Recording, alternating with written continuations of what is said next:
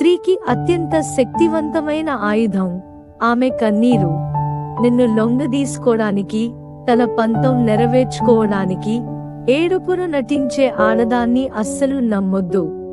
అలాంటి స్త్రీకి లొంగితే నీ తల్లి తండ్రులకు కూడా నువ్వు దూరం అవుతావు. అందుకే ఏడ్చినప్పుడు స్త్రీని నమ్మొద్దు అంటాడు ఆచార చాణక్యుడు. ఏ ఇంట్లో అయితే భార్య తన భర్తతో కాకుండా పరాయి పురుషులతో అక్రమ సంబంధాన్ని కలిగి ఉంటుందో ఆమెని తన పిల్లలే ఒక పెద్ద శత్రువుగా చూస్తారు.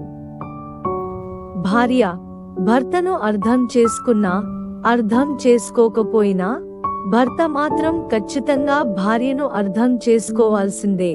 లేదంటే భార్య మనసు మోసపూరితమైన చెడు అలవాట్లకు దారి తీసే అవకాశం ఉంటుంది అని చాణక్యుడి అభిప్రాయం.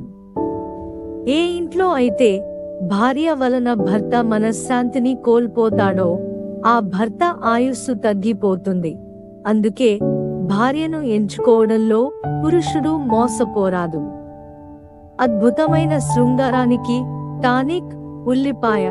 గుండె జబ్బులతోనూ బీపీతోనూ బాధపడే వాళ్ళు రోజూ ఒక 100 గ్రాముల ఉల్లిని తీసుకోవటం చాలా మంచిది. ఉల్లిపాయ రక్తంలోని కొలెస్టరాల్ని తగ్గిస్తుంది. ఉల్లిలోని ఐరన్ ని మన శరీరం తేలికగా జీర్ణం చేసుకుంటుంది. కాబట్టి రక్తహీనతతో బాధపడే వాళ్లకు ఉల్లిపాయ చాలా మంచిది. మాకు మీ సపోర్ట్ కోసం ఛానల్ ని లైక్ చేసి సబ్స్క్రైబ్ చేసుకోండి.